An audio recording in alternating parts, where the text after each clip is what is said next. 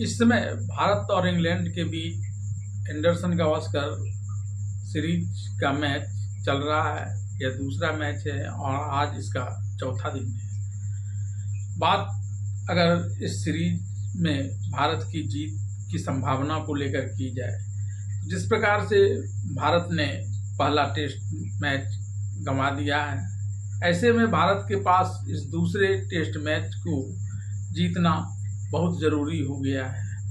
कहने को तो यह कहा जा सकता है कि 5 टेस्ट मैचों की इस श्रृंखला में 2 टेस्ट मैच अगर हार भी जाता है तो भी भारत के पास 3-3 टेस्ट मैच बचते हैं, जिसमें जीत हासिल कर भारत इस सीरीज को अपने पक्ष में कर सकता है। सैद्धांतिक तौर पर देखें तो इस लिहाज से भारत के जीतने की संभाव्यता और इंग्लैंड के जीतने की संभाव्यता दोनों 50-50% पर आकर रुक जाती है, जो सामान्य सिद्धांत है। अगर हम उस पर कोई किसी प्रकार का वेटेज नहीं डालते हैं, लेकिन 2 मैचों में लगातार मिलने वाले हार को लेकर अगर हम इसके वेटेज के रूप में इसका व्यवहार करते हैं तो जो संभाव्यता 50-50% की थी भारत के जीतने की, वह बदलकर भारत और इंग्लैंड के तुलनात्मक रूप से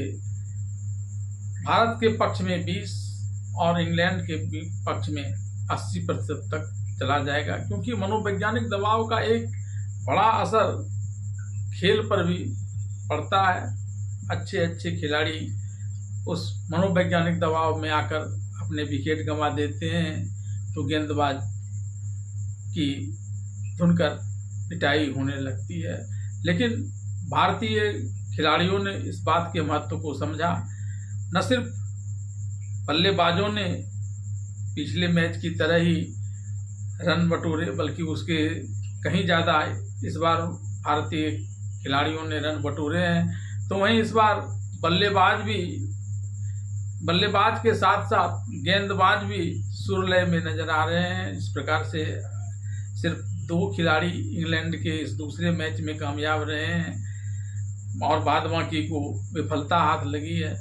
उसे देखते हुए भारत का इस मैच में जीत पाना बिल्कुल संभव नजर आता है और इसने एक अच्छा लीड ले लिया है और जीत नहीं तो ज़्यादा से ज़्यादा यह मैच ड्रॉ की तरफ बढ़ता हुआ नजर आता है। आइए एक व्यंगम दृष्टि डालते हैं इस मैच के परिणाम को लेकर और अब तक के खेल पर। भारत और इंग्लैंड के बीच बर्मिंघम में के एजबेस्टन मैदान पर एंडरसन तेंदुलकर ट्रॉफी 2025 का दूसरा मुकाबला जारी है।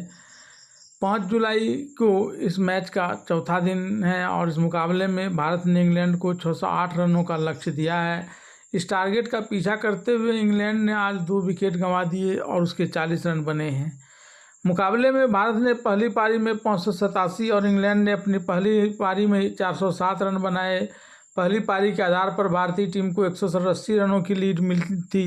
पहली पारी के आधार पर बड़ी लीड लेने के बाद दूसरी पारी में भारतीय टीम की शुरुआत उतनी अच्छी नहीं रही। यशस्वी जायसवाल 28 रन बनाकर जोश टंग की गेंद पर एलबी आउट होने के बाद करुण नायर और केएल राहुल ने मोर्चा संभाला और उस दिन कोई विकेट नहीं गिरने दिया। तीसरे दिन के खेल में करुण नायर से अच्छे प्रदर्शन की उम्मीद थी, लेकिन वे 26 रन बनाकर चलते बने।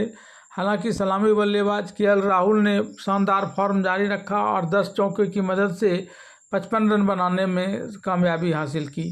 इसके बाद कप्तान शुभमन गिल और ऋषभ पंत ने मोर्चा संभाला और तूफानी गति से खेलते हुए 110 रनों की साझेदारी की।